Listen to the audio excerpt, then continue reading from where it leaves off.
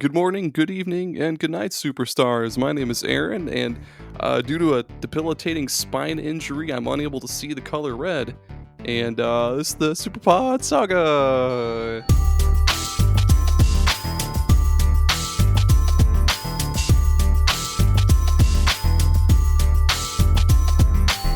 That's right, everybody. It's the Superpod Saga.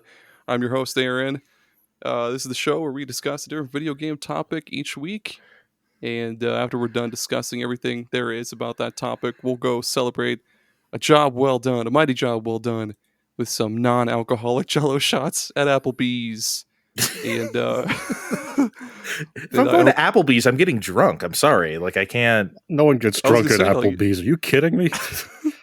Oh, please. Those $1 pieces of crap. Oh, you know how many redneck fights I started at Applebee's? Please, come on. Hey man, I get pretty rough and rowdy off those non-alcoholic Jello shots. It must be the sugar or the Cosby or something. I don't know. Pixie sticks high. Holy shit! Well, yeah, we've got quite a few guests here today. One of them, I'm sure somebody will recognize whether you subscribe to our Patreon or not, which you should. Yeah, we've got Andre, Kevin, and Steven, all of you guys with Fine Time. How are you? Double emphasis on fine fellas doing, because your show is fine in the name, and then you're all handsome as hell. Double emphasis. How are you doing? Splendid, darling. I'm doing good too. I'm having a good hair day today. He's always having a good hair day. I don't have any hair, but I guess I'm doing fine. I mean, I don't have any. I mean, I have a little tiny millimeter more than you at the moment. Doesn't count. Wow. It's oh my God, virtually zero hair I have. If the percentage chance is less than 0.001%. Yeah, well, if it falls under 0.5%, you round it down to 0% hair. There's nothing. Okay. Damn. Simple math, boy. I mean, the hair privilege is coming out. Y'all over here should maybe start fine hair podcasts, because y'all. I mean, you guys. I tell you what. Yeah, go ahead and tell the listeners all about your guys' show and the games you like, and all about yourselves. I guess I've introduced myself before. I guess I'm the de facto host. I hate calling myself the host of Fine Time, but these guys insist. I am the host of Fine Time. It's a little show we do together where the three of us get together and talk shit. Whatever we're into, that's what we're going to talk about. It could be the newest stuff like Spider-Man 2. It could be the oldest stuff like Hide Glide for the PC-88 I've been playing, Steve. We're going to talk about sometime in the future. What do I play? I like to play good games, but I find myself playing a lot of crap too. So, it's more entertaining when you play crap. Let's face it. Or whatever. You had to say it. Anyway. Rips off his fucking shirt. I'm off the episode. Cut me out. I don't even like video games. I'm just there for the sexy showers at break time. We do take sexy showers at break time. Well, I mean, you could just say showers. I mean, the sexy is implied. I mean, look at us. I mean, Jesus Christ. I'm not here for the video games. I'm here for the complimentary sausage, egg, and cheese biscuits or whatever. Whatever we do here at the almond croissants. Yeah. Ooh. I'm sorry. That's okay. We can't talk about food now.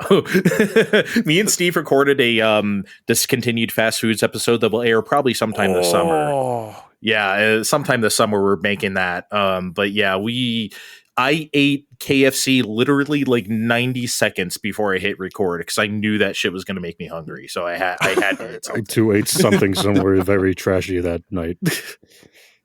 You tell me you had one of them everything burritos with chicken strips. Yes, it was one of those. There was chicken strips and onion rings and stuff. Pardon me, where the fuck did you get that? That sounds great. My local taco place makes those. Holy shit, onion rings and chicken strips. Jesus. I know, in a burrito? Fuck me. I've never heard of that. By the way, that threw me off. My first... what I was going to say was, I hope to God you included the mixed spaghetti or the McPizza in that episode. Yes, I did. I had the McPizza in Vegas a couple times. So, yeah, I definitely talked about the McPizza. Yeah, I have eaten the McPizza. Fuck, it took them I'm pretty sure that was before my time, but I've just researched a lot of like discontinued foods bullshit when I get really fucking bored.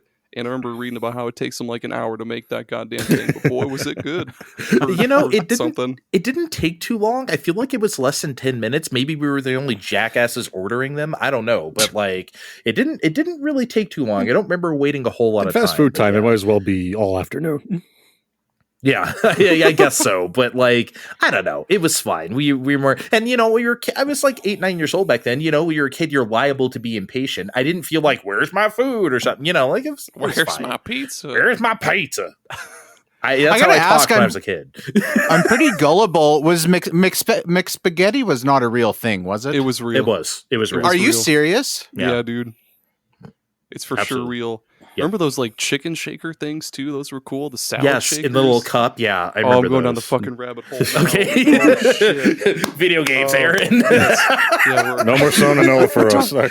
Fuck. Orbits. A Pepsi Blue. Holy shit. Fruitopia. Remember Fruitopia? Fuck, stop it. One vault, please. Vault. Oh my god. We're talking about short games today. Short video games. I forgot to bring up my Discord thing. There we go. Yeah.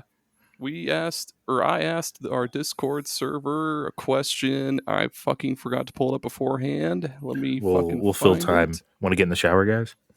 Oh, I'm good. Here we go. Thanks. Okay. Not enough time. Okay. I already found it. There we go. Oh, damn. I asked at our Discord server, what are some of your favorite short games? Any game that takes 10 hours or less to beat. In hindsight, what would you guys count as short? Would 20 hours or less count, or is that kind of pushing it? That's long. I like to say, I don't know, to me, like in the 4 to 6 hour range, that's short to me. Yeah. I guess if something's still 8 hours, it depends on the genre. But like, I kind of think in that range. Everything on my list I did under 8, except for one. But if I talk about it, we'll see. That's a good amount. Okay, cool. I picked the right thing then. The first one, Take It Easy Jono with the Elder Trolls. He says Rhyme and Stray. I've not played either of those. I just know that Stray is the cat game. That's cool. Those sound good and short. The Stray was pretty short. I don't remember exactly how long. It was definitely less than 8 hours, though. Yeah, we enjoyed Stray on our show. Steve did have the worst take ever about it, which I won't get into right now. Oh man, Thrak. He says Sonic 3 and Knuckles. Yeah, that one's pretty short for sure. Maybe it's. I'm sorry, I didn't mean to interrupt. It's just that I'm trying to think of like Sonic 3 and Knuckles. Is that really like it feels gargantuan? I guess it's short by like video game standards, but for a platformer, it feels like it takes like 10 years if you play them, connected. I don't know. Okay, anyway, I'm sorry. No, you're good. I'm looking it up on how long to beat, and it's holy shit, main and extra 4.5 hours. So like the main game and and the side. Holy shit, main game and the side content 4.5 hours. That game feels like it takes 14 years. I don't know, but whatever. I guess only 2 hours for the first game. What am I doing? I've never beaten a Sonic game. What? Get blue spheres, guys. Get blue spheres. Yeah, just play Blue Sphere. You could knock yourself out on that all day.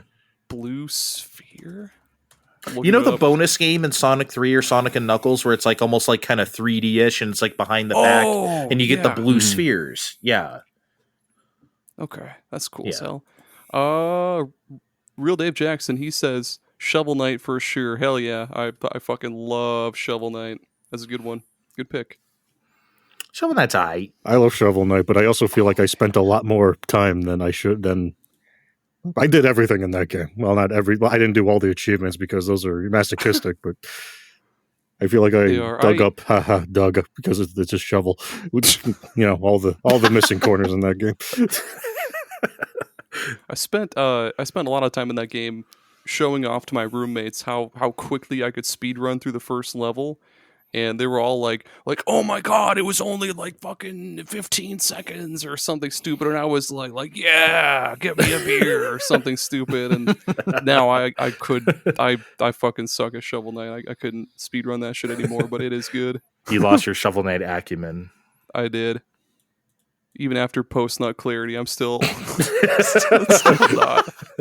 Post night clarity. Holy shit. Mikey Tabletop, he says Portal. Is that short?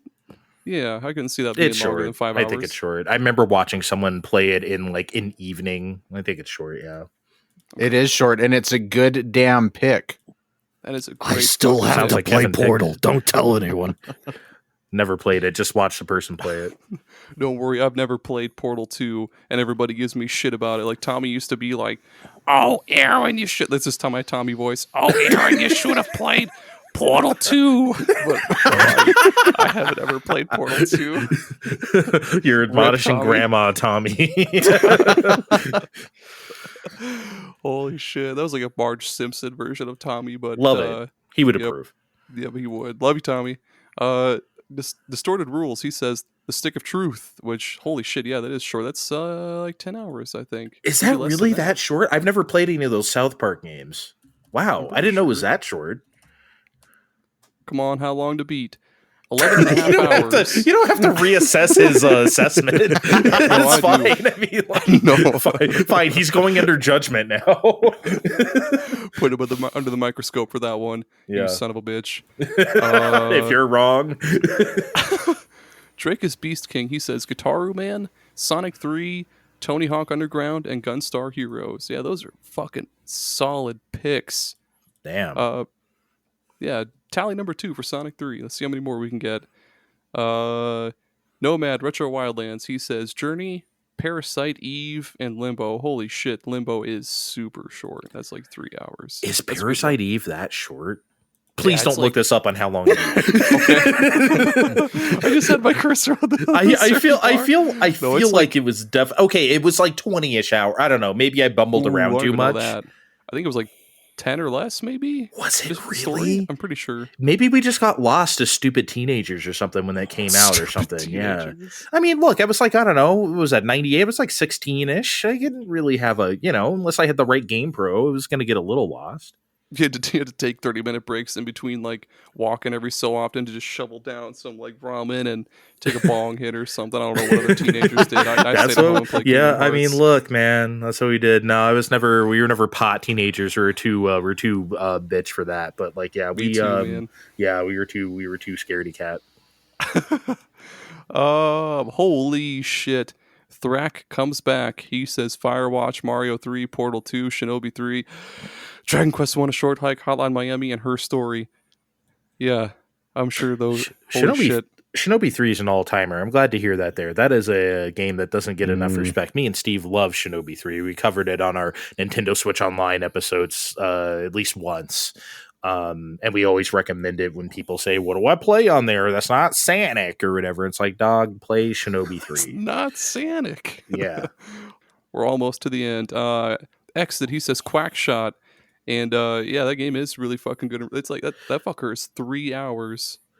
What is with your server and Quackshot? I've got to know. Your Discord server is so into Quackshot. Did you guys just start as a Quackshot like Facebook community in like 2010, and you just like carry over to like?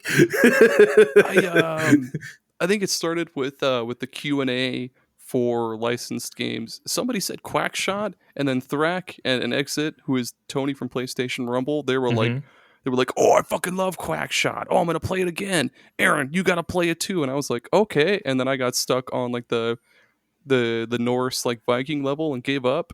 But they blew through it though. Good for them. Yeah. I thought it was like, okay, my cousin had the Genesis and he had it. It's like, I thought it was fine, but man, people love some Quackshot. Yeah, they do. Rick Pixel Project Radio, he says in no order: Firewatch or Remains of Edith Finch, Parasite Eve, Superliminal, Fighters Mega Mix, and Donkey Kong 94. What the fuck? That's Donkey another Kong 94? Yeah. Don't tell me you don't know what that is. Oh I'm my hanging up the call right now. I thought it was like... I'm calling my agent to get on some other show where we all know what Donkey Kong 94 is. I'm sorry, You guys are savage. I booked you on a show that does not play Donkey Kong 94. I'm sorry, guys. Hold on. I thought it was like a typo of Donkey Kong Country somehow. I didn't know that there was... Oh man, moving on here, Ryan. I'm sorry for dunking on your on you on your own show. No, it's all right. It's not the first time it's happened. Ryan Player One, he says Journey, RE3 remake, and Spider-Man Miles Morales. Was that really that short? It's short, but I spent I feel like I spent like 12, 13 hours. Not that I guess there's no hard criteria, whatever anyone considers short, but yeah, it's definitely not long. That's for sure. I think if you just mainline the story in that, you could probably get that done in under 8. Really? Holy shit. Okay, yeah. I bet. Okay, I feel like I spent like 10 or 12, but I probably spent time dicking around because graphics on PlayStation 5. You're ordering yourself a coney dog on the corner stand. I'm trying to do like a Brooklyn that came out Maybe like Bostonian. maybe our resident Steve here from Long Island can give us his best Brooklyn. Hey, I need the Coney dog from the Coney stand, and then we're gonna go get a pizza. Oh, I would have probably fell on the floor if you said Coney pizza. I don't know why I was expecting you to say that. Has anyone done like a Chicago dog but a pizza? Because I feel like if done well, that could be life changing. probably. I mean, I've been to Chicago before, and I have had a Chicago dog. So I'm trying to imagine that pizza fight. Chicago deep dish dog. There we go. I did have Chicago deep dish. Hands down the best meal I've ever had. Number It's one true. meal forever, for all time. It's like a lasagna with a crust. It was absolutely the fucking best. Chan, he says Child of Eden, Untitled Goose Game, and TMNT 2. Lots of votes for Journey, huh? Lots how many of is that Journey. I think I heard like at least 3, if not 4. Journey's a solid pick. Yeah. Then we got 2 votes for Tinykin here. Judge Brett, he says Tinykin, perfectly paced little adventure. And then Mother Ducker 21 said, I loved Tinykin. And then Hocham, Dredge could be a quick one if you go quick on it. Overall game is super nice and rewarding. Yeah. Here we go. All right, last two. Here we go. Wait, no, last one. Short games, or Sick Jake says short games. The Messenger, SMB3, Super Mario Bros. 3, Star Fox 64, and Metal Gear Solid. Me and Steve hate the Messenger. So like that for us, that felt like it took 14 years. I don't even know if Steve. I mean, I couldn't get there. Did Steve? I beat refused. it? After a while, there was just so much bullshit. No, we're not doing this anymore. Yeah, I never beat it either. I couldn't even tell you what level I got stuck at, but I remember getting stuck at one level and trying over and over and over, and then I was like, I'm fucking uninstalling this shit. I'm pretty sure it was like Glacial Peaks or like something Peaks. Somebody help me out. I don't remember the motifs Somebody by now. in the audience, I put yeah. the game completely out of my head.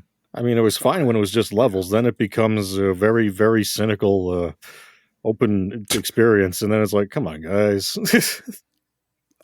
Come on, say the word. I Say the word. refuse. Oh, you can say the M word. I won't bleep it. This isn't my show. You can say the M word. Well, I don't even like it anymore, but it is a very cynical Metroidvania, and that is when you say it, when it's cynical like that.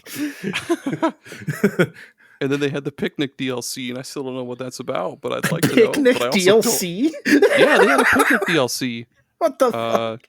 Messenger Picnic. Oh my god, DLC. this guy is really gonna tell us about the pic. So what? Is it just I've never played it. I'm not sure. it should just be a story sequence about with those long ass when they like to talk forever in that game where they just have a picnic and then that's it. There's no actual gameplay.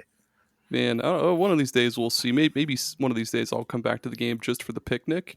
But actually, no. Actually, no. You have to beat the game first. So fuck that. We'll never know. No, if you could just play the picnic DLC standalone. Exactly. They should just make a hey developers, make a short game. Then make it like a picnic sim. Let me make a picnic. I'll just eat as many potato chips as I can shove into my fucking face. I'm a piece of shit. But we're moving on from the what's a real crappy appetizer. We're moving on from those like hard breadsticks you can get at fancy Italian restaurants of the episode. We're moving on to the filet mignon of the episode, which is our picks. Shit. Yeah. By the way, we're meaty. go ahead. No, I was just gonna say we're meaty. That's all I was gonna say. We're meaty. Yeah, we are meaty. Fuck those like crunchy breadsticks though. Like when I want a breadstick, I want like an actual fucking like bread stick. I don't know. That's stupid. Yeah, I'm not a fan of the crunchy ones either. Look, I'll eat them because I'm fat, but like I'm not gonna like. I definitely prefer the softies. The softies. Softies. No, no one else calls them that. Softies. I've never heard that before. I just call them Yeah, we just call them Love my- breadsticks, dude. But we're talking about two different types of Softies. breadsticks. I need to differentiate somehow. I think I just say- said I like this. I've said I like the softies too, just not in terms of bread. Ooh, do we have a sounder like a drum kick or something? The Rim shot? Yeah, rim there shot. you go, rim shot. Hey, There hey you go. guys, There you Melba go. toast. I Yes, can- no. I've only No. ever seen Melba toast at the grocery store. I've never tried it. Never tried it. Hurts your mouth. I bet it looks hard as shit. It is. My first game is Gunman Clive. Hmm. It's I played this one on the 3DS, and now I think it's on like everything. No, it's only on Switch, Wii U, and Steam, I guess. But yeah, Gunman Clive is like hand drawn, like Wild West Mega Man, and it's pretty fucking cool. Like it's short. I think like 2 hours or less if you know what you're doing, but it's pretty fun little run and gun. And So actual Mega Man length then. pretty much, yeah. I've never it's, heard of this. You don't choose your level or anything like that. It's all linear as hell. But there's, I think like 3 characters you can play as. There's of course Clive. There's a Native American who has like a bow and arrow, Okay. and a lady. I think I forget, but they all play a little bit differently. With the Native American man being hard mode because he has limited ammo or something stupid. I don't know. Okay, that fun sounds game, really well. I mean, I'm just trying to imagine using a bow and arrow in that type of game, and it sounds tough. What I remember about Gunman Clive is that everyone makes the same death sound when they die, which I guess is on par with Mega Man, but it's weird in Gunman Clive where like they don't make like noise. They're like noises. It's like it's weird as fuck. I don't know. It would be better if it were a voice, because then you could get that like brain feedback loop like you do in Sunset Riders, where you're just mowing them down. They're like, you know, like it's very satisfying. Oh man, I let you all down. I was so wrong. You get the other characters in Gunman Clive 2, not Gunman Clive 1. I'm so sorry. Oh my god, there's a Gunman Clive too. Surprisingly, yeah. Also on the 3DS, and I'm pretty sure the Wii U as well too. Holy shit, it's even on PS4, 3DS, Steam, Wii U, Switch, and PlayStation 4, and that's Gunman Clive. I know. I mean, look, there's so many games that come out nowadays. I've just literally never heard of this. It's kind of weird, especially since it's the kind of game I play. Dude, check it out, man. It's dirt cheap as far. I think you can get it.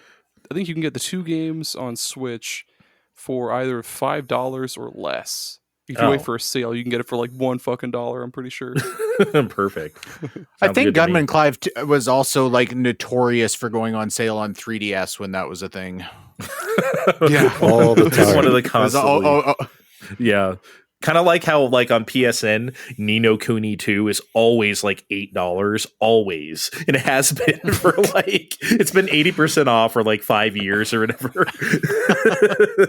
Oh my god! I remember when that game came out. Tommy was so excited because he fucking loves the first Ni no Kuni. But then when the second game came out, he was livid. He was like, "Fuck this Yes. fucking garbage! Like it's Yeah. nothing like." Nobody Yeah. who likes the first one likes the second. Nobody. So I'll find out someday. But yeah. They couldn't give that shit away on Game Pass, apparently. Mhm. Uh, Should I yeah, who go wants- next or I don't know. Oh, okay. Three- I'll go next. I'll go next. Unless, well, I'm sorry. No. Hmm?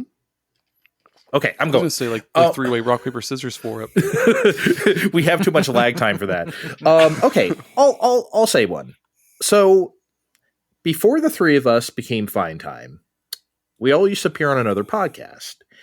And like pretty early in our run on this podcast, all of us except Kevin usually would play these like indie games we get free on Twitter. I'm sure you remember this era, Steve. Oh, yes. Okay, so you might remember the game I'm about to say because it is called Back in 1995. Uh-huh. As you can tell from the tone of Steve's voice, he didn't like this game, and our host at the time did not like this game either. This game, literally, Aaron, takes like 90 minutes to beat.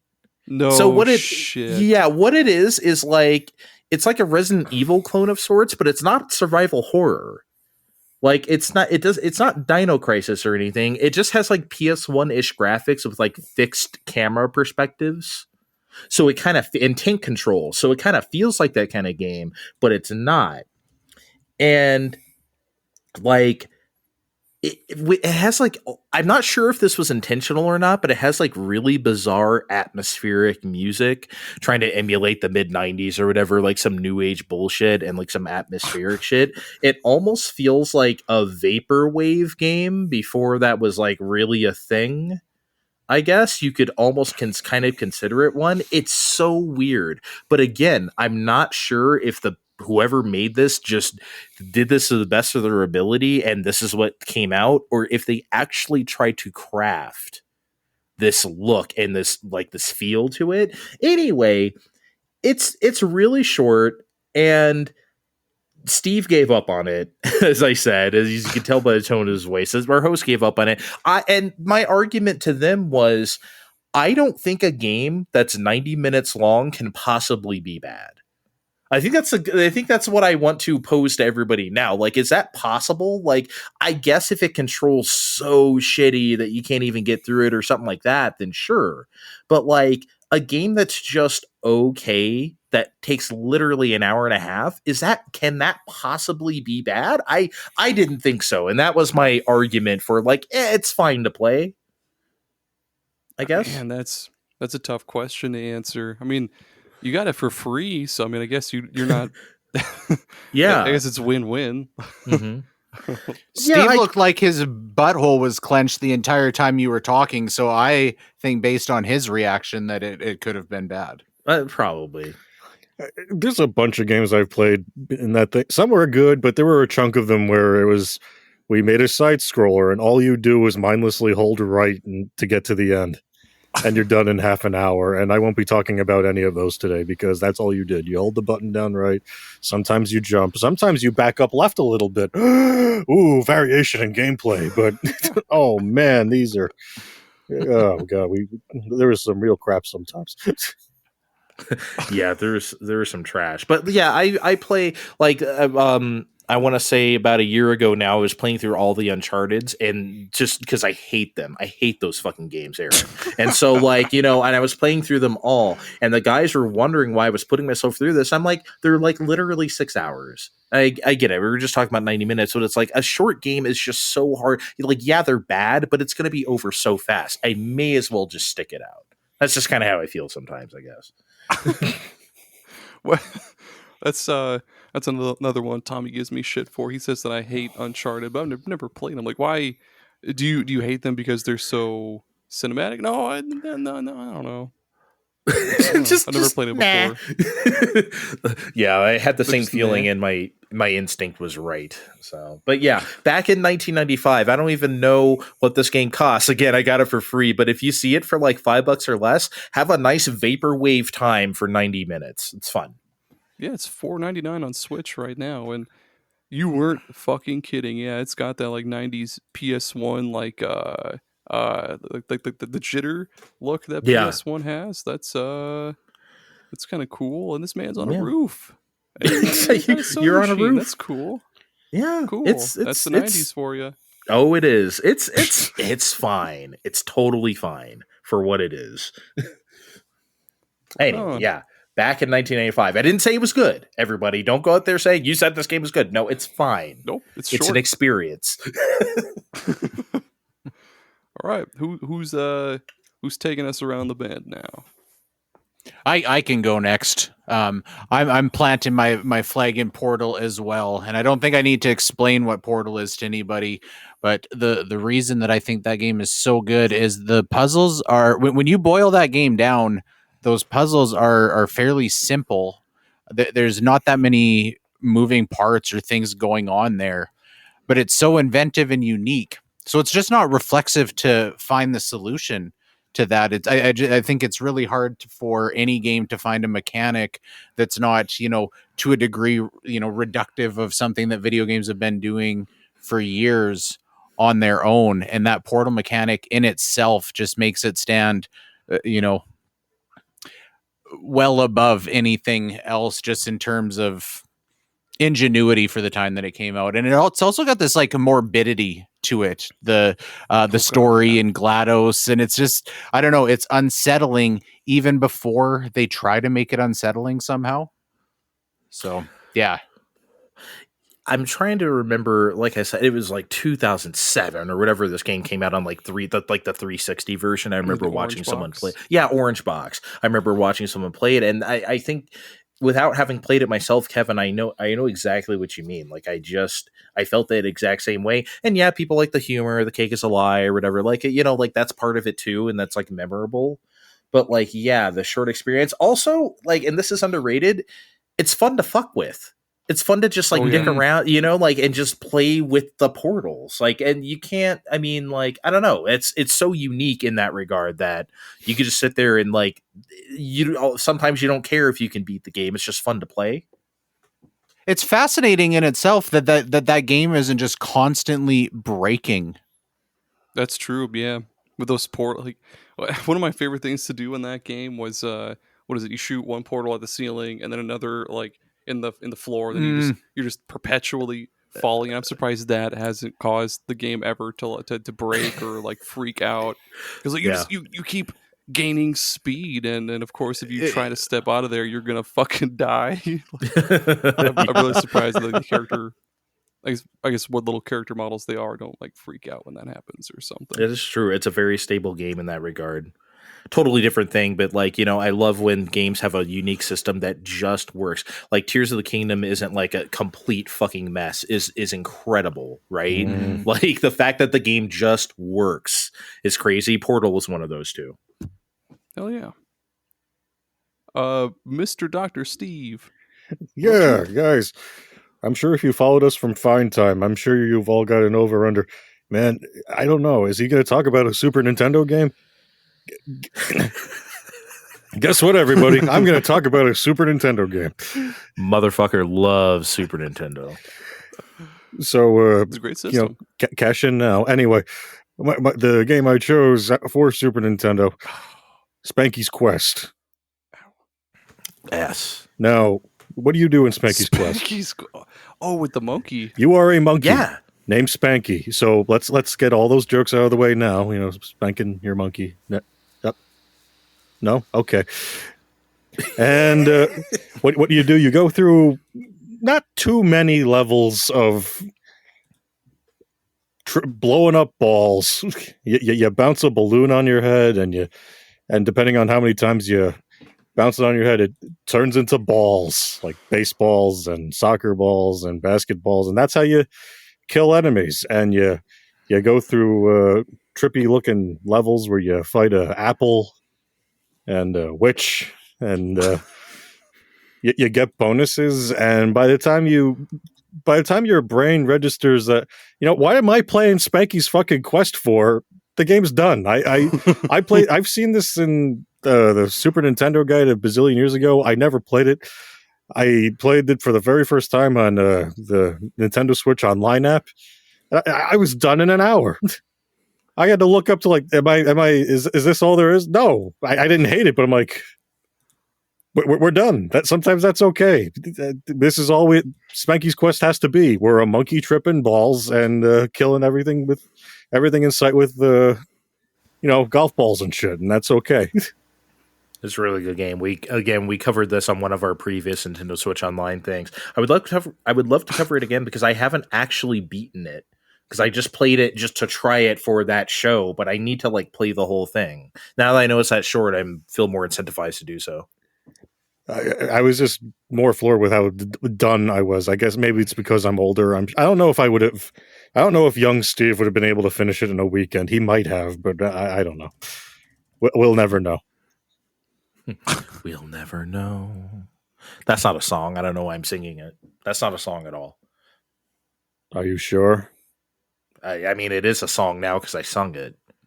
Literally no idea that game existed until they brought it to Switch, and it looked pretty fucking cool. Like, it was one of those things where they announced it on Facebook, and all the comments were like, "This isn't Earthbound," or like, "This isn't Donkey Kong Country," or something stupid. But it's like, it looks fun. It looks like a fun little puzzle game with a cute little monkey and a ball. Man, come on. Yeah, that's the whole reason, so- Aaron, why we we're started so doing mean. those shows, is because like people would say stuff like that and it would drive us crazy. So that's why we started doing those Nintendo Switch Online shows. It's like, hey guys, there's so much great stuff on here. Here's some games you should play. Not literal recommendations, but just us talking about what we played. That's why we started doing it. Yeah, I remember the Spanky's Quest month in particular. Everyone's like, "Really, Spanky's Quest?" And then after I played it, I'm like, that night, I'm like, "Yeah, guys, Spanky's Quest, but just try it for a minute." Yeah. Yeah, Spanky's Quest. Steve has a Spanky's Quest tattoo now. Yeah. Steve is Show us. No way. Steve is too squeamish to get a tattoo. Don't blame you. I have 2, and I'm never getting another one. If you could get a tattoo of anything, what would you get? Oh, me, Mr. Saturn on my ass. Yes, please do. That's a good one. Mr. Saturn. If you said that on Oh. Fine Time, that would absolutely be the name of the episode, and you know it.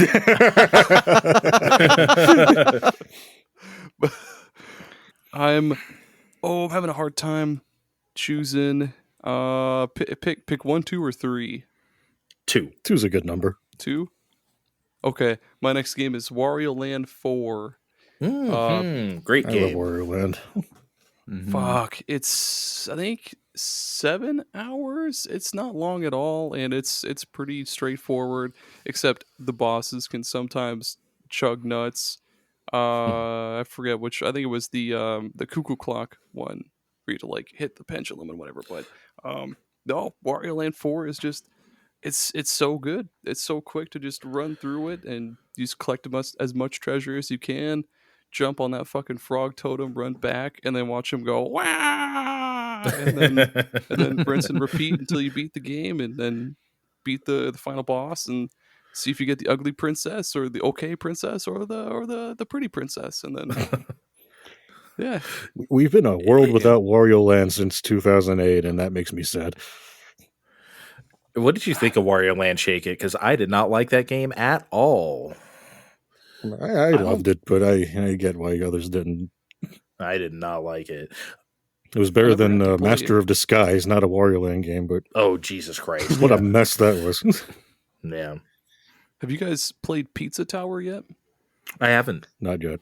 That's I literally started Pizza Tower this morning.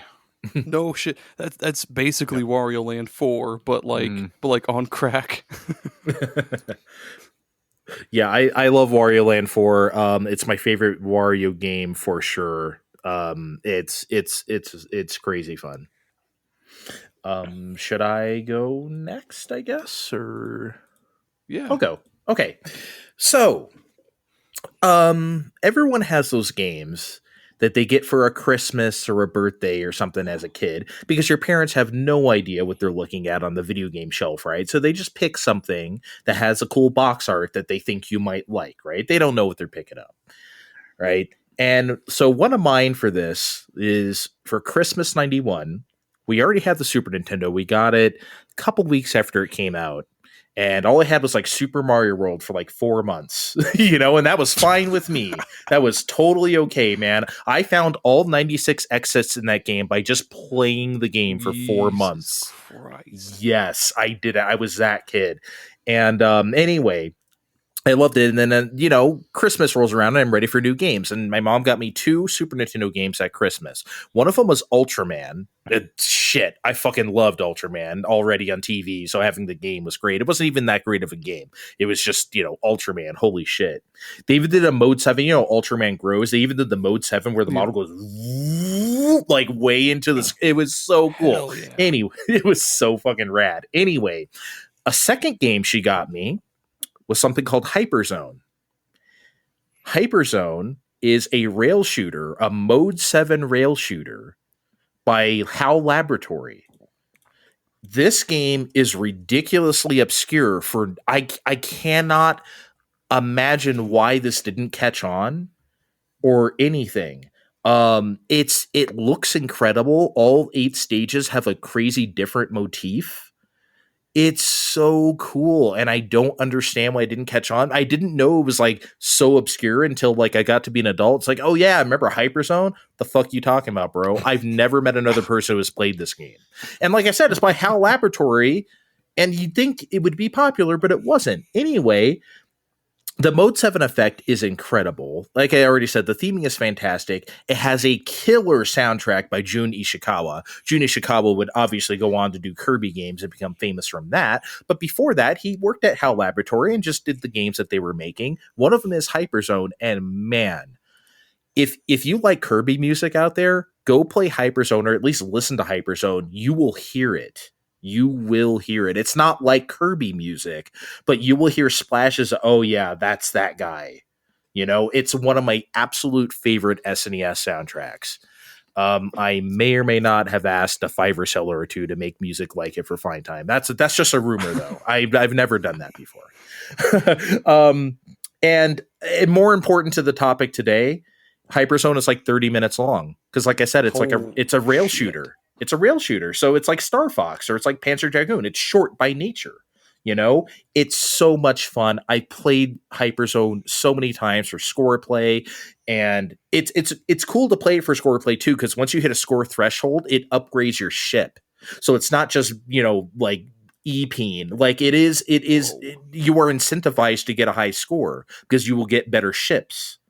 So it's just a really fun game. I haven't played it since then. I'm sure it holds up. I can't imagine it sucks now. But yeah, HyperZone. If anyone's looking for one of those obscure SNES games, it's not, you know, the usual fare, and by a very reputable company in HAL Laboratory, go play HyperZone. Great stuff. Was it hard? Not really. Not really. I mean, that game came out when I was like 9 or 10, so I didn't have like the best dexterity. I could beat it. I beat the game. Yeah. It's not easy, but I would definitely not call it hard. It looks really fucking rad. Like a bunch of the screenshots I'm looking at, they have like the same textures on like the top of the screen and the bottom of the screen, and like was it like parallax where it like they moved while you were moving, if that makes sense? Or like, yeah, think of almost like a the stages in like early Street Fighter 2, so it'd be kind of parallax, they kind of like morph and move like kind of with the character of like kind of perspectively, kind of like that, but like you can't go, it's a rail shooter, but you can't go off-road. The reason why they're like that is because you can't go off to the sides, because it's almost like F-Zero. You'll start to lose health or whatever if you get off course. So you kind of have, it's almost like a driving game a little bit too, because you kind of have to stay on those courses while shooting stuff. So it's there's a lot to pay attention to at once. It's a really fun game. Definitely, HyperZone. If you search in your archives, quote unquote, we call it the archives on Fine Time, and go maybe search up that game, HyperZone. Damn, that's definitely obscure. I've never ever heard of that until now, but I think I will check that out. Who would have thought of a HAL Laboratory game being that obscure, though, Aaron? You know, that's just crazy to me that this game just fell through the cracks, and it looks like this. They probably thought this game was going to be a hit, and I'm really surprised it wasn't. Fuck, it's going to blow up after this podcast. God, I hope so. Everyone go play HyperZone. We'll scream from the rooftops. We'll climb to the top of the nearest. I'm trying to think of like a mediocre fast food chain, Jack in the Box. I don't know. We'll climb to the top of the nearest Jack in the Box and be like, "Go play HyperZone." Yeah, it's we're gonna drive up the price on one of those asshole like sites that sell like physical copies of stuff of HyperZone. Now you get it for 50 cents. Now it's gonna be $50. Fuck, that's true. We'll keep that secret to ourselves then. Yes. While we're there and talking about Super Nintendo games that are somewhat obscure and not, I don't even know if this is that good of a game, but I had it when I was a kid and it makes me feel nostalgic. And I've been kind of looking for a reason to talk about this for a long time. So here it is, because this game is definitely short. Whizz on Super Nintendo. This was on Steve, you lock it up. Excuse me. Me too. Whizz was on a number of things. I played it on Super Nintendo when I was a kid. Whoa. And I think the reason we got Whizz was it was like $5 or $10 at Zeller's. And so, you know, it was kind of same thing as Andre. Like we didn't know what Whizz was, but it was cheap. So that's why it came home. So Whizz is a little rabbit dressed up in a magician's outfit. And all you have to do is just figure out how to get from the start to the end of the course with a time limit. Certain areas are gated off with like materials or elements. So there'll be a door of ice or wood or brick or whatever, and they get progressively, you know, so if you find a higher element than one of the like lower tier materials, you can break through all of those doors. And you can find little timers. You've got a little poison mushroom meter in the bottom of the screen. And so rather than taking damage, you take like poison from poisonous enemies, but you can also find like first aid kits to bring your poison back down. And so, yeah, all you have to do is get to the end of the stage. And I played this quite a bit when I was a kid. If you know what you're doing, you can finish that game, I bet you, in like 30 minutes probably. But I've went back and tried playing it as an adult, and I cannot finish it anymore because you just need to like learn to memorize those courses. It's just got a good vibe to it. The music is bumping. It's kind of quirky. It's really bright and colorful, and it makes me feel good inside. So I like Whizz. He loves Whizz, everybody. I had never heard of this game, but he finally got the Whizz out of his system, Steve. You have to say Whizz. Finally got the Whizz out of his system. Wow, I wasn't expecting you to actually do it. You were going to tell me to fuck off. Yeah, I had never. It's been a recurring joke on the show of him talking about Whizz, but like I've never actually played it either, and I didn't even know what kind of game it was till now. So it actually sounds interesting. Put that on Nintendo Switch Online too. God damn it! Yeah, they should. The character model for the rabbit guy, Whizz, reminds me of maybe this is another obscure one for you guys to add to your archive. Have you ever heard of the Twisted Tales of Spike McFang? Yes, I have. Mm-hmm. I've heard of it. Yeah. The little his little hat and like his little jacket and stuff like that reminds me of the main character from that, and that's kind of cool. Yeah, I've never played Spike McFang either. It's one of those things I saw on the shelf that was at Kmart for like $70 or something, whatever cartridges cost at the time. It's like, well, Spike McFang, sorry. Well, Hank Rogers is sitting on that one, so we'll never see that. Someone will have to archive that one for us. I think physical carts of that game are like $300 or something crazy now. It's not cheap. I know that. Man. Yeah, goddamn. Maybe not that shit. much, but it's pricey. To the archives. To Vim's lair we go. Mm-hmm. Mr. Dr. Steven, I forgot your title there for a second, even though it's like right there on the screen. Yeah, you know, when you get 2 degrees. No, I'm just kidding. Man, I'd love to follow it up with what my parents guessed would be a good game for me, but then I'd have to talk about Chester Cheetah 2 Coodle Fool, and no one wants that today. Oh. No, we've heard enough about that game. So I'm going to talk about Pikuniku instead. It was one of the. It's a Devolver. Well, no, Devolver publishes it, but they at the beginning of the pandemic they had it up for $1, and I grabbed it for $1, and then I didn't play it because everyone was playing Animal Crossing, and I was obsessed with fishing. These two will remember how very much about fishing I was about at that time. I only played it last year, and it's neat. You're a little red guy with little red legs, and you walk across trying to help people deal with a environmental, corporation situation. Gotta get them out of town. Oh no! By rolling into place and fucking things up for them until you get to the end of the game where you, dumb shit happens at the end of the game. But again. Only about 4 hours pass, and then the game's over. So how mad can we really be? Yeah, it's so hard for me to be mad at short games. It doesn't. What you said doesn't sound bad though. None of it's bad, but none of it makes sense. You go through a woodland village, and they're like, "Oh, you came out of the cave. Isn't that nice?" And then they just turn around and go back to their business. It's like, okay, I guess I'll just keep walking right for now then. Oh, yeah, there's the bridges out. I'll walk back left and do this for a bit. It's in another game I would have said fuck this shit, but again, things just keep happening at a pace where you can put up with it for the 4 or so hours that it takes to go through it, and then the credits roll, and then you're done playing Pikuniku, and it was fine. Unlike other games where I was like of theirs, where I was incredibly, why did you do this to me? Like gargoyles. No, I meant from Devolver, but we one of the things on obviously working with Tommy, you know when to let your partners cook, right? Let them cook. Yeah, I stayed out of the way. Steve, it's like one of those things. I know he's going to rap the next 7 verses, and I'm just going to sit back and pretend to do something on the turntable here. He was talking about gargoyles. There was holy shit. There was some nonsense I was playing from them, but that anyway, it was vaguely racist. Anyway, what? Oh my god! We talked about it on the show. It was trying too hard to be Earthbound and Zombies Ate My Neighbors all at once. Oh yeah. And then there was Big Joe, and we know he's big anyway. Big Joe. Anyway, Pikuniku, not the other game I'm talking about.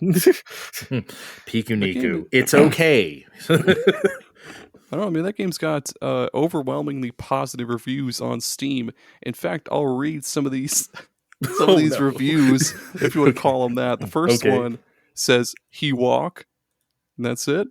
That is a lot of what you do. He walked. The next one says El Bunko with like 15 exclamation points. What? These aren't legit at all. And then this next one says I hated this game, but he still recommends it and put 40 hours into it.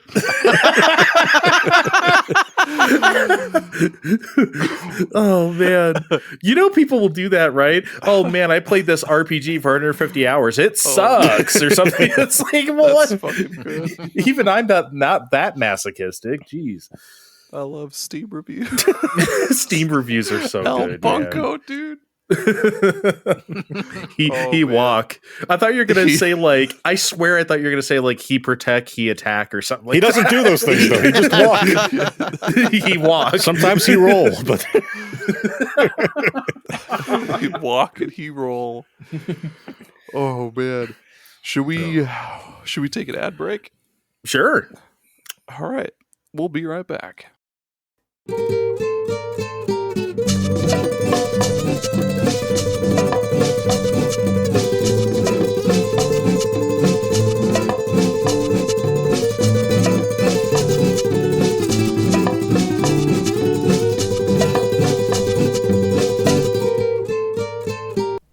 Hey, what's up, Super Potters? Tommy here. I just want to give a big shout out to our patrons. They are all wonderful, stand-up fellows. Thank you, Adam, Jameson, Jared, and a novel console for your support. It genuinely means the world to Aaron and I to have such handsome, talented patrons. And I truly believe the universe will reward you in some karmic way for being a patron to Super Pod Saga. Thank you.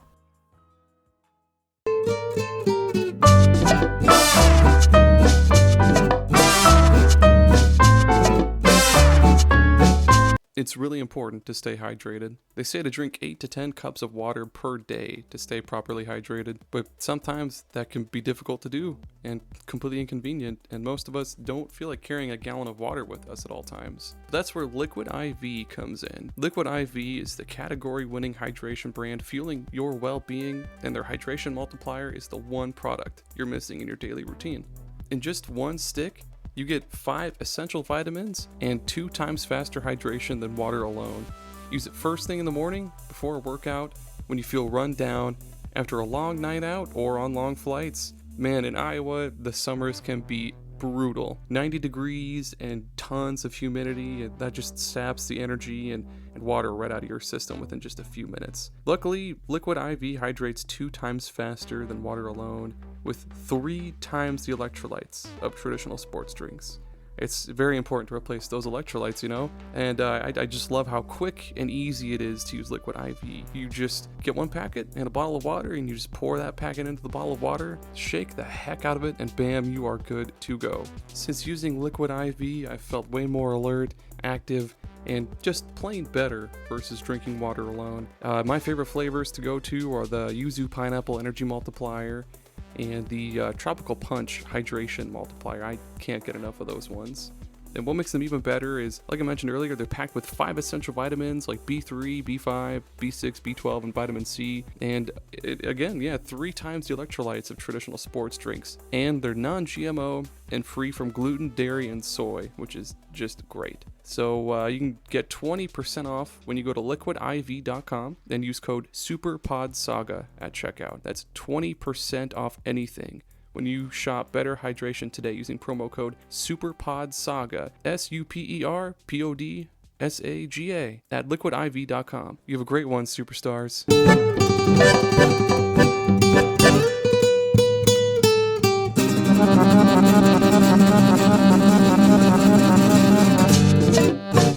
If you're a fan of coffee and you're looking for something different, I think we've got just the thing for you. That's Bones Coffee. Bones Coffee is not your usual coffee company. Of course, it's all sugar-free, gluten-free, all that stuff, because it's just coffee, nothing added to it. But they roast each batch of coffee beans to your order, and they've got just a bazillion different flavors to choose from. They've got your usual French vanilla, salted caramel, they've got Irish cream, of course they've got decaf, single origin coffees like Kenya, Guatemala, stuff like that, even what they call high voltage, which is extra strength, extra caffeine. But they have all sorts of other awesome kind of out of the box flavors. They've got ones like cotton candy, maple bacon, and even mint chocolate chip ice cream. And they're always coming up with new crossover flavors, like they've done a bunch for Nightmare Before Christmas, Indiana Jones, even Spider-Man, of all things. And they're also coming up with new seasonal flavors all the time. If this sounds right up your alley, feel free to use the link in our episode description and use coupon code SUPERPODSAGA at checkout to get 20% off your order. That's SUPERPODSAGA at checkout to get 20% off your order. And if you're not just in the market for coffee, you can also get some sweet mugs. They've got lots of cool shirts. They've got all sorts of different brewing equipment like French presses, stuff like that. Just head on over to bonescoffee.com, or again, use the link in our episode description and get 20% off. Get yourself a new interesting flavor and spice up your morning routine with Bones Coffee. I really hope you enjoy. I'm a really big fan of it, and I hope you find one that really hooks you. Thank you so much for listening. Have a good one.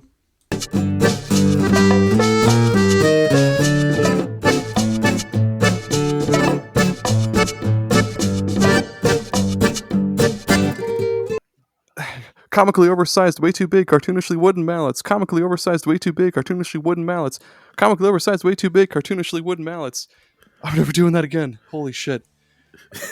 Hey, I'm Aaron with Aaron Clausen's cartoonishly oversized, way too big, comically oversized, way too big, cartoonishly wooden mallets warehouse and emporium. And due to the extreme negligence of several of my employees, I am completely inundated with entirely too many. What is it again? Comically oversized, way too big, cartoonishly wooden mallets, posing an extreme fire hazard to myself and my employees. Head on down now, and you can get, for the price of one comically oversized, way too big, cartoonishly wooden mallet, you can get 5 for the price of one. Why wouldn't you? You can do anything you want with the mallets. You can obliterate vermin, hammer in nails, tenderize meat. You could commit a murder with these mallets if you want to. I don't care. You got 5 of them, and they're your mallets. Murder mallets. Let's talk to some satisfied customers. Mr. Dr. Steve, what do you do with your, hang on, your comically oversized, way too big, cartoonishly wooden mallets? I test reflexes of cartoon mice, and I'm not. My lawyers advised me not to talk about any more on this subject. Fair enough. How about you, Mr. Kevin? I tenderize all of my meat with mine every day. Ooh. And Andre? Last week, I used my cartoonishly oversized something or other wooden mallets to threaten my boss for a raise. It worked. Nice. And remember, you can get 5 of those for the price of 1 for just $10.99 over at... Hang on, I gotta take a really deep breath for this one. I'm already lightheaded. Down here at Crazy Aaron Clausen's comically oversized, way too big, cartoonishly wooden mallets warehouse and emporium. We'll pass the savings on to you or something. Now. .com.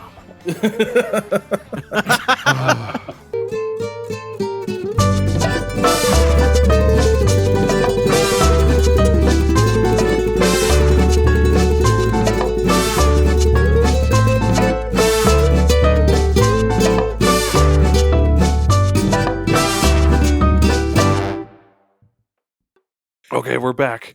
I can't do that anymore. Remember when everything had a URL? I was watching footage of Tekken Tag Tournament, the arcade version, the other day, and it literally said TekkenTagTournament.com on the attract screen, like at the bottom, while they're showing the 2 fake people fighting, the computers fighting. Yeah, it's like, oh my god, there's no way that website works, and it did not. I remember a lot of those little advertisement things you would get packed in with the game. Like you got like the manual, the advertisement things, like the little things you could mail to companies for whatever reason. Yes. But the game ones always had like, especially with like PC games, it'd be something fucking stupid like Might and Magic 4 Clash of Doodoo Head McPeepants.com and you go there and it's just like it's just like, this is the game, here's gameplay footage even though you bought the game, or I don't know. They would never have anything good on those websites. It's just like, here's some screenshots, okay, cool, like 340 by 240 resolution, and it's just like, okay, that's great, I guess. I'm glad you made this for 56k modems. And it wasn't exciting. They got there though. I remember, like by the late '90s, the Pokemon Yellow website was the shit. Some websites were cool. Some websites were really cool. I used to go to the Konami website all the time. I don't remember why now, but remember the Konami kids? Like on the website, you go to Konami and just have a bunch of kids on the front. Nobody remembers the Konami kids. Oh man. It was the Konami kids were like the greatest. They got rid of them in like 2004 or something. It's like, what happened to I'm not going to this website anymore if I'm not greeted by the children of Konami. Fuck this. I like how you added by Konami there at the end. Yeah, the children of the Konami children. Oh man, that reminds me of it was the Burger King Kids Club, and they had like 80 different characters and like 80 different things. Yeah. And what happened with that Burger King? Where the fuck did the king go, by the way? Yeah, what happened to the king? Where's he gone? I thought we were going to talk about them inventing the diversity wheel for Activision Blizzard. Oh no, we can only talk about that whenever they add a new character to Overwatch. The diversity wheel? Oh my god, you had to say it. So like when I'm intrigued. You know what? Look it up on your own time. I'm sorry, that's a whole rabbit hole. Yeah, that's okay. You know what else has rabbits? Star Fox 64. Man, that game do be short though. Fuck, like an hour long or less than that, honestly. If yeah. What is there to say about Star Fox that hasn't already been said, other than Slippy sucks and he's annoying? Peppy, please shut up. Falco, don't talk shit when you get hit because you fucking flew in the way of my lasers. And fuck trying to get to the first like little path in Corneria, because sometimes I fuck up getting through all those arches and then shooting down that one guy that's chasing Falco. And Star Fox 64, it's good, it's short, but sometimes I get so fucking mad at that game. Fuck you, Falco. You fucking arrogant prick. You know what? You know what pisses me off the most in any Star Fox game? When I lose a wing, I feel like such a fucking asshole. It's not because my aiming sucks or I'm drifting weird or something. I feel so fucking stupid for losing a wing, especially when I just when I barrel roll the wrong way and I just scrape the water and my wing fucking falls off. I feel so shitty. It just pisses me off. I'm like, fuck, I can't believe I did that. You're trying to skim the water, look all cool. And it's like, zoop.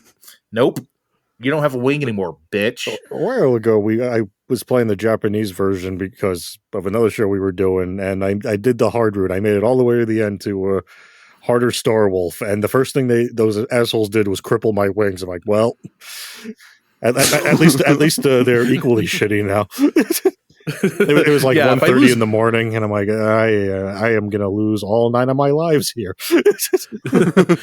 I have intentionally done that, especially in the original Star Fox. If I lose a wing and I can spare the life, I will intentionally, hey, asteroid, you want my other wing? Let me, I will, because I feel like I fly better. So if I can spare the life.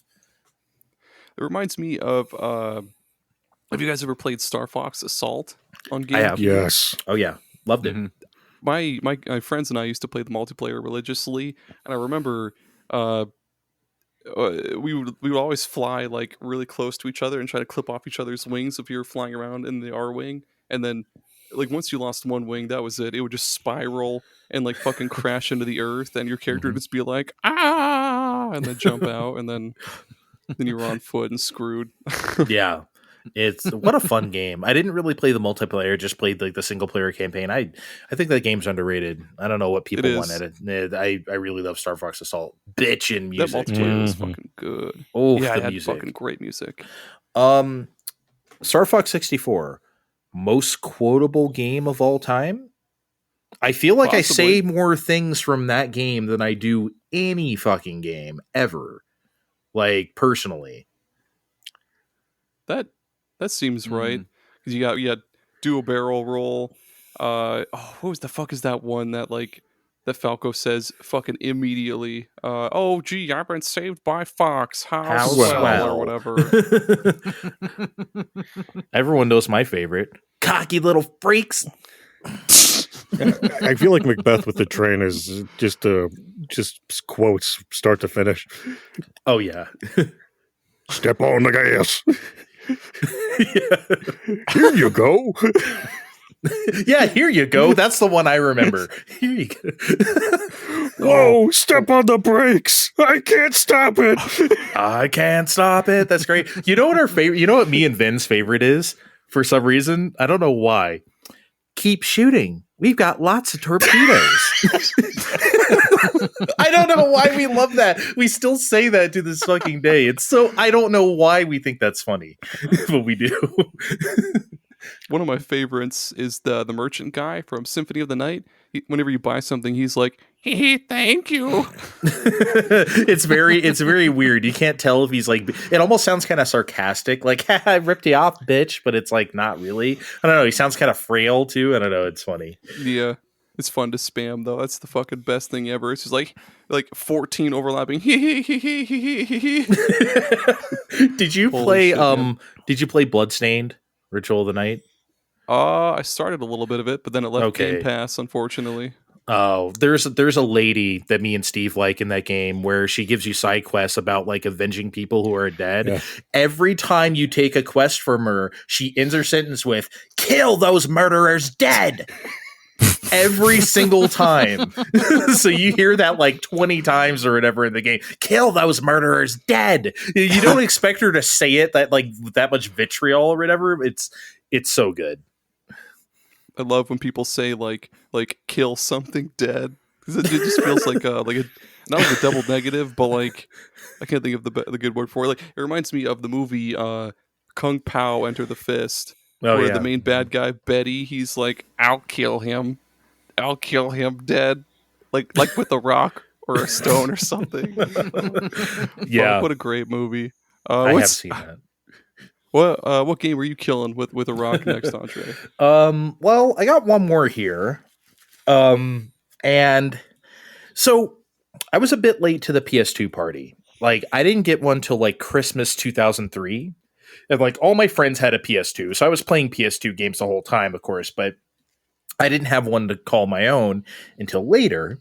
And then when I finally did get one, it was a good time because, you know, all the first couple years games are starting to get really cheap, especially used or whatever. So I played like hella stuff, the Onimushas, Devil May Cries. Like I was doing catch up for like really cheap, you know, and which was fine because in 2004 I was working part time and I wasn't making much money. I just moved to Nevada, so cheap ass games were my bread and butter at that time. And one of those games I bought at that time was Zone of the Enders. And if anyone doesn't know what this is, it's a mech action game by Hideo Kojima for PS2. And it's kind of exactly what I just said. You're like a kid in a mech going against this corporation. Honestly, it's been forever since I played it, so I don't remember the story, but it's like very standard 2001 anime type shit. I mean that in a good way. And it's a cool little game. It has a fun little combat system, you know, short little combos, you know, like shoot this, go over that. It's not virtual on, or it's not, you know, I don't even think you really have guns. If you do, they're really weak. It's more about like getting up to the guys and doing like you get a 3 or 4 hit combo real quick or something like that. Short little levels. I love the visuals too. They have that like stark and kind of like utilitarian, I guess you could say, like early PS2 look, but it works in this game's favor because it's like nighttime, it's like buildings, it's like a big city or whatever. So that kind of like stark look really works for it. And of course, and again, for the purposes of this discussion, Zone of the Enders is like 4 hours long. Damn.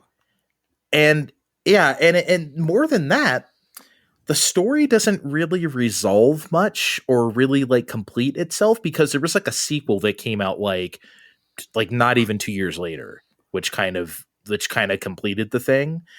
And you know, some people were pissed off at this, like the short length. And it's not because it was short, I guess. It was because it didn't really complete. It wasn't like a big, like, to be continued, but it definitely didn't feel very resolved. Not that I knew there was going to be a sequel at the time, but I was okay with it. Then again, like I said, it was 2004 and I was buying it for like $10. If you bought this in 2001 for $50, you might be a little less enthused. You know, especially since a Kojima game, it gonna talk, right? So it's not like you're getting like a whole ton of action in that 4 hours. I mean, you are, but you also aren't.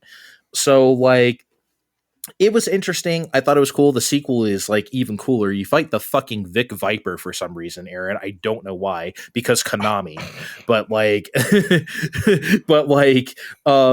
Yeah, I get why people thought this was like lightweight at the time, but I wanted to mention it just because like I thought it was an interesting case of like people talk about like money versus like game length and stuff all the time, which most of the time I think is bullshit, but I think it's more like feeling satisfied, like completed with your product, not like, oh, this I only spent X amount of hours on it.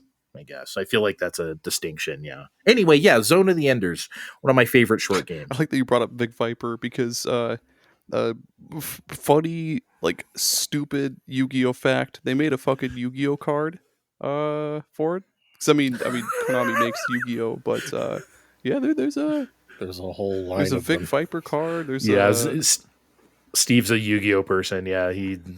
It's... They got one for BES too. Yeah, they have a whole archetype for BES. It sucks, but it exists. Thanks, Konami. They'll shoot. They even play like the boss music too when like the Vic Viper shows up. I have no idea why you fucking fight this thing in Zone of the Enders. It's so weird. Maybe just Kojima thought it was funny or something, and I don't know. Leverage that Konami IP. Yeah, I mean I guess. they put him in Bomberman a couple times. He was for sure in what was the one for Switch? Super Bomberman R. They have like a Vic Viper skin in that as well as a Dracula skin. Whatever. Yeah, that's stupid. It's so weird. Yeah, I forget the shmup for 360. Odemedius maybe. Yeah. I think that has like Lord British in it. I think, but you know, don't quote me on that. Fuck. What's rotation? Is it Kevin? I think Kevin. Yeah. Oh, yeah. You guys want to hear about a short game? Okay. I played What Remains of Edith Finch when it hit PlayStation Plus in one sitting. I probably got up to take a pee a couple times, but I sat down, start to finish, and played it. And I loved that game. It was super inventive. It's got so many unique like one-off moments that are and I don't want to spoil any of them for anybody that wants to play this. But they're so kind of mechanically and visually distinct from the rest of the game, and it does that multiple times. But none of those moments or none of those places ever feel like they're like slowing it down or ruining the pacing of the game or something. I've thought about going back and playing that game multiple times since then, and I feel like it's maybe just best left as a one playthrough. You know that feeling that you have when you have a dream about a place that it like, you know, it feels familiar, but you don't know what it is, or maybe it's like an altered version of like, you know, your grandma's basement that you were in when you were a kid or something. That is exactly how this game made me feel. And even when I like think back about that game and some of the locations in it that I remember, that's the same feeling that I get, and that makes it 100% unique, because I've never got that kind of like vague like fever dream memory thing from anything else quite like that. So that's a strong recommend for me. I know exactly the feeling you're talking about, because I just had one of those streams last night where I was at my grandma's house growing up. They haven't lived there since 2001 or 2, and they're both passed on now. So it's like I haven't been there in like over 20 years.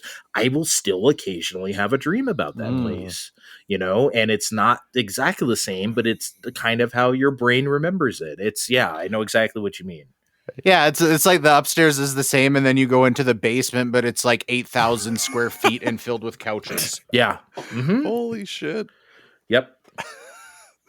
Man.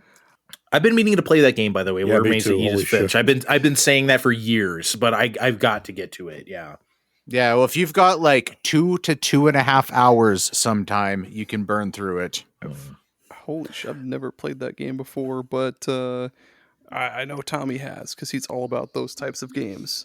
Rip Tommy. F in the chat for Tommy. He died. He died. Sorry for your loss, guy. Well, I'll root for the Twins in his stead. There you Then. go. Yeah. No, but the Twins will be my American League team. I'm not giving up the Padres. Mr. Dr. Steve. Yeah. What Remains of Edith Finch is routinely on sale for $2, and so is this last game I'm going to talk about. And it's one everyone probably's played by now, but I need to emphasize that it's over a decade old now. I'm fucking old. We're all old, but I feel old. SteamWorld Dig.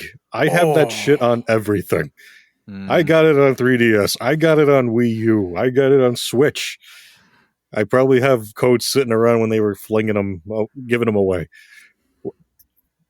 What the hell do you do in SteamWorld Dig? Says all 3 people who haven't played it yet. You're a steam-powered robot, and you dig a hole. And you collect. You gotta. You dig that hole. We're going on a treasure hunt in a town over yonder west, and we gotta go find our dad. He's down the hole. We gotta dig the hole. we gotta improve our shit along the way. A lot of people move into town to help us make our shit better. Stay down there longer, make our pickaxe stronger. You know, we all know the kind of game it is. You know, the kind of game Andre doesn't like to say the name of. But this is it really one of those? In a sense. Wow.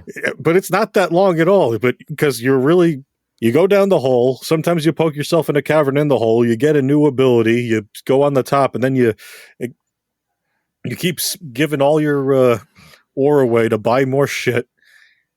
And it sounds stupid and repetitive, but eventually 6 or so hours pass, and you made it to the bottom of the hole, and you find out what's at the bottom of the hole, and then the credits roll. And it's funny because all the other games, Image and Form, I know they changed their name. There's something else now. They've been making way more ambitious games since then. They got the Tactics 1 heist and Yeah. a sequel. Yeah. But you can do, anyone can do this one in like just a few hours. I just played it on Switch a few years ago. I'm like, this is still short. You could just sit here and lose a night and be done already. Like, because I don't know, repetitive tasks make me comfortable. I don't know, but SteamWorld dig that hole, find out what's inside. I got a question about SteamWorld Dig because I loved SteamWorld Dig 2. Is there a point in going back and playing the original with 2 being out? You can see where they got everything else from. It's not that long. You get We're talking about it on the short game show. SteamWorld Dig 2 is a lot longer, and it needed to be, but there's a reason SteamWorld Dig 1 gets to still exist. It's not like, nope, we're going to get rid of it now. We're ashamed, unlike the DSiWare one. What's that one? SteamWorld Tower? I don't know. That sounds right. You were literally the only man who had a DSi. I'm pretty sure. I didn't even buy that game on there. So I played SteamWorld Dig when it came out on PlayStation Plus in like 2015 or something, and I did not like it. So I want to give it another chance. Like, everyone talks so highly of it, and I don't know, maybe I felt like I was missing something. It's been years since then. I would love to give that game another chance. I'm sure it's still in my library there on PS4. I don't know. I tried for like a couple hours, and I'm like, I don't get it. I didn't hate it, but I was like, I'm not really feeling it. So I want to give that game another chance someday. I fucking love the SteamWorld series, probably more than anybody should, but I got Dig a long time ago for like $5, and then Heist is like one of my favorite games ever made for some reason. Quest, it's the hats. Yeah, it's the hats. One is cloud hair, one is just a train conductor's hat. There's all sorts of them. SteamWorld Dig 2 surprisingly was almost on my list, but I had to represent Wario and Star Fox and fucking Gunman Clive, all these games that don't get recognition because like almost everybody, more people know about SteamWorld Dig 2 than they do fucking Gunman Clive. Yeah, I had never heard of it, so yeah, SteamWorld Dig is great though. I like that game. I'll give it another chance someday. Can we get that in writing? you have it on almost said in print. You have it on podcast. I feel like that's better than writing nowadays. No, you're gonna etch it into this old fruit roll up with like a pen or something because I'm all out of paper. Do we need to do a John Wick pack, the thing that opens where we both put our thumbs on the thumb prick thing and then put our bloody thumbs on the Oh man, does anybody have any honorable mentions they want to rapid fire off? Not really. I mean, I could say a million Mega Man games, but I feel like that's cheating. Yeah, no, I don't think I do. I've got I think I'm good. I've got 2. I'm just gonna toss out there just like a handful of pennies. Turnip Boy commits tax evasion. That's like 5 hours. And Box Boy. Box Boy is like 3 or less hours. The whole series, honestly. Yeah. They're all pretty short, but they're good. Really good. Never tried a Box Boy. The Box Boys are all fun. You should try a Box Boy. I should try a 4 Box Boy. games in the series, I think. Have they ported the other ones? There's one on Switch. Yeah. I haven't played Turnip Boy yet, but they recently put it on the Google Play Pass because they've been. I got my carrier's been flinging it at me for free, so I've been digging into that lately. So I'm like, I can maybe play it on there with my Luna controller. Maybe we'll see. Yeah, it's pretty good. It's pretty short. Yeah. 5 or less hours, and it's goofy as shit. The fucking one of my favorite parts is what is it? You're trying to get into this barn to get a bag of fertilizer, and the one person blocking you from getting into the barn is this like streamer girl. Or not girl. She's like a carrot or something stupid, and she wants a 5K sub. So you go to this sandwich shop and you talk to the sandwich shop guy, and he's like, "Oh, I know how to make a 5K sub. So he makes a 5K sub sandwich, and you give it to the streamer girl, Wow. and she lets you pass, and that's Turnip Boy. No, I'm kidding. There's more to it. Oh, she was happy with the sandwich. That's not where I thought that was she got a going. 5K sub sandwich. Nice. Okay, nice. Sorry, while we're on food, I do have to bring up. Last week I played one on my phone through the past Space Plan. It's the end of the world, and you're in a ship, and you have to figure out what the hell happened. And you do this by tapping the screen a bunch and flinging potatoes at a lot of things. It's a clicker, if you remember those from however long ago.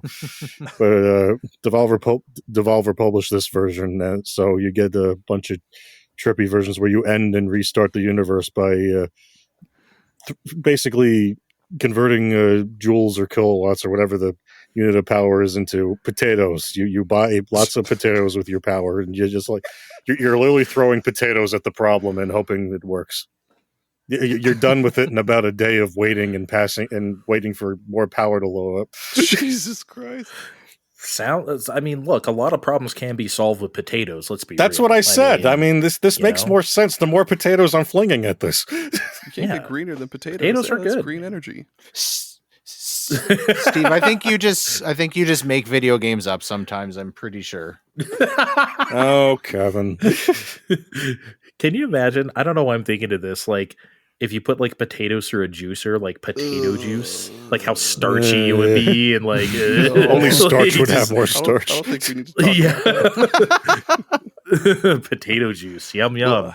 Well, that's Anyway. it. That's all the best short games. There are no other short games out there. But in Nope. case someone does happen to dig one up in the deepest bowels of the earth, where can they hit you guys up to yell at you and share those short games? You can find us on Twitter at Find Time Podcast. That's our official podcast account. If you look there, you can probably find our other socials too. We have mostly given up Twitter because wow, but we hang out on Blue Sky nowadays. So find us there too on Blue Sky. All right, well, yeah, that's it. Thank you guys. Thank all of you guys for coming on. It was a hell of a time, hell of a fun time. Hey. Thank you for having I us. had to say it. Yeah, it was fun. Right on. Well, yeah, you guys have a good rest of your night. You listeners have a good rest of your night, or whenever you listen to this, whatever. But bye. See you later. Good night. Kevin, say bye. Bye.